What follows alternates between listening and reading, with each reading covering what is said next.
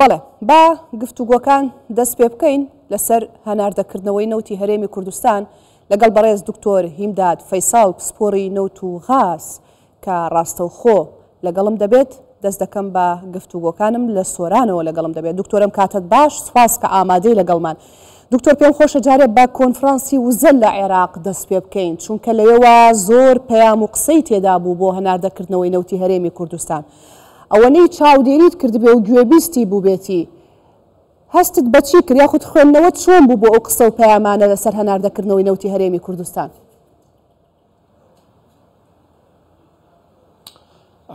کاتەی بەڕێستان و بینەرانتان باش، زۆر سپاس بۆ میوانداریە. دیارە هەوڵەکان بۆ دەستپێکردنەوەی هەناردەکردنی نەوتی هەرێمی کوردستان لەو کاتێوە کەوا نەوتی هەرێمی کوردستان وەستاوە لە هەناردەکردن لە ساڵی 2023 بەردەوام بووە. هەوڵەکان نێودەوڵەتی بووینە، نێوخۆیی بووینە، تەنانەت ئێقلیمی بووینە، بەڵام تا ئێستا هیچ دەرئەنجامێکی دڵخۆشکەری تیا نەبووە. ئەویش هۆکارەکەی دەگەڕێتەوە بۆ ئەو سیاسەتەی کەوا لە حکوومەتی ئیتیحادی بەرامبەر بە هەرێمی کوردستان پەیڕەو ئەکرێت لە تەعاملکردنی کە هامیشە هەرێمی کوردستان وەکو پاکێزێک لەگەڵ عێراق سیر ناکرێت لەلایەن ئەوانەی کەوا حکومڕانی عێراق دەکەن. گرفتەکە ئەوێ بۆیە ئەو هەوڵانەی کەوا لە کۆنفرانسی وزەش ئەوانە هەمویان بابەت با بڵین قسە و باسکردنە لە دەرئەنجامە نێگەتیڤیەکان سلبیەکانی وەستاندنی نەوتی هەرێمی کوردستان و باسکردنە لە دەرئەنجامە پۆزیتیڤیەکان ئەگەر دووبارە نەوتی هەرێمی دەوترێ چەند مانگێکە بە دیاریکراوی لە دوای سەردانەکەی محەممەد شیعر سوودانی بۆ هەولێر و کۆبوونەوە و ڕێککەوتنی لەگەڵ سەرۆکوەزیرانی هەرێم، دەوترێ ئیدی هەنگاوە جدیەکان دەستی پێکردووە بۆ هەناردەکردنەوەی نەوتی هەرێم. من لەو چەند شەوانی ڕابردووشدا میوانێکم لەگەڵ بوو ئەندام پەرلەمانی عێراق باسی لەوە دەکرد، دەیوێت زۆر دڵنیان لەوەی کە لە خوێندنەوەی ئەم جارەی هەمواری پرۆژە یاسای بودجە تێدەپەڕێنرێت و بە دوای ئەوە شەرم ئێوارەیە گوێمان لێ بوو فواد حوسێن وتی هەناردەکردنەوەی نەوت دەست پێکاتەوە. ئێوە پێتان وایە هەموو ئەمانە ئیدی جدی بێت و قسەکان ببێتە کردار؟ هەڵبەتە من پێم وایە ئەو کاتێک کە ئێستا لە بەردەستە هەتاکو با بڵێین هەموارکردنەوەی یاسای بودجێ عێراقی کاتێک کەمە لە بۆ ڕێککەوتن لەسەر هەناردەکردنەوەی نەوتی هەرێمی کوردستان، چونکە ئەو هەوڵەی کە لە یاسای بودجەی دەوڵەتی عێراقیە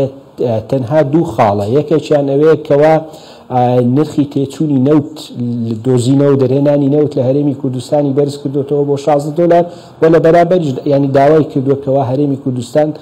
250,000 بەرمیل نەوت ئاڕادستی کۆمپانیا سۆمۆ بکە لە بەرامبەر شایستە داراییەکان لە بودجە و لە موچەی فەرمانبەران. بەڵام خۆت دەزانی لەو هەوڵە ئاخری شێوازێک لە تەڕاجع هەیە لەلایەن کوتلەکانی عێراق کەوا ئەوان دایانەوە هەم دیسان ئەو 16 دلارە کەمتر بکەنەوە. ئەمە ئاماژەیەکە بۆ هەم دیسان بۆ ئەوەی کەوا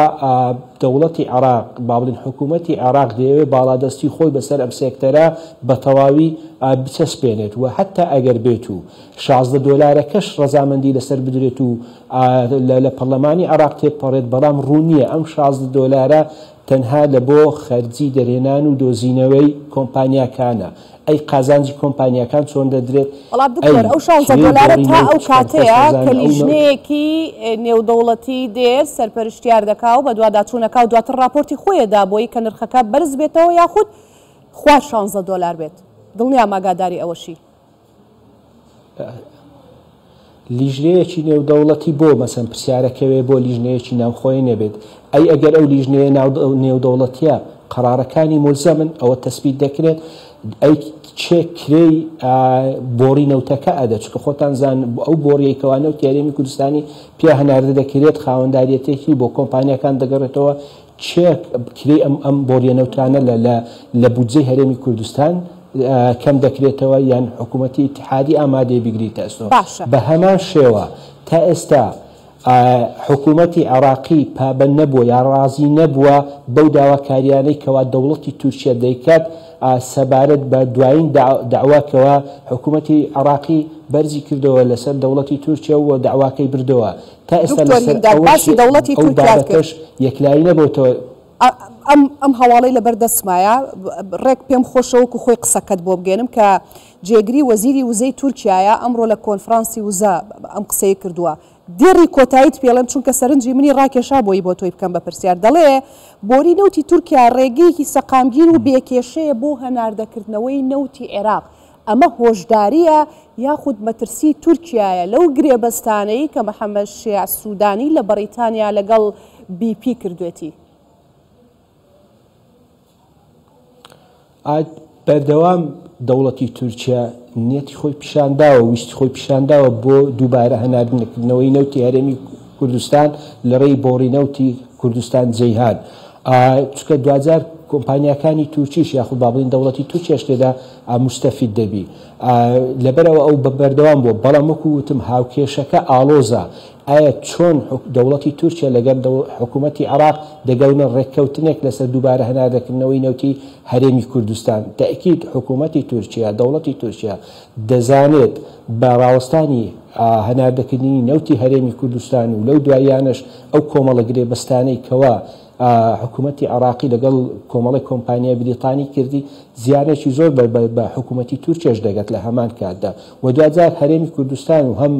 حکوومەتی عێراقیش تێدا زەرمەند دەبێت بەڵام بە خوێندنەوەی خۆیان حکوومەتی عێراقی بە تێگەیشتنی خۆیان پێیان وایە سوودمەند بووینە لەوەی کەواتوانیتیان نەوتی هەرێمی کوردستان لە هەناردەکردن ڕابگرێت ئەمە ڕێگە دروست مەبەستمە وەڵامی ئەوەم بدەیتەوە تورکیا ترسی لەو گرێبەستانە هەیە کە عێراق لەگەڵ کۆمپانیا بەریتانیەکە واژۆی کردووە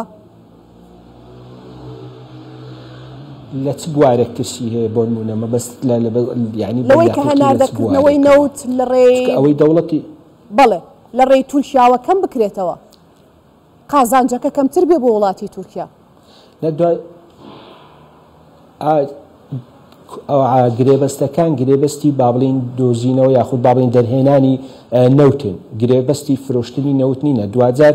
هەر نەوتێک کە لە عێراق ئەفرۆشرێت لە ڕێگەی کۆمپانیای سۆمەوە ئەفرۆشرێت بۆیە ئەو بۆڕیە نەوتانەی کەوا هەنا ئەو بۆڕیە نەوتەیە کە لە نێوان عێراق لەگەڵ تورکیا ئەوەی کەوا ئێستا ئەمەلی هەیە ڕاستە بۆڕی نەوتی تریە لەگەڵ ئوردنە لەگەڵ سعودیە بۆ نمونە لە مەرحەلەی بابلین چاکردنەوەیە بەڵام ئەوەی کە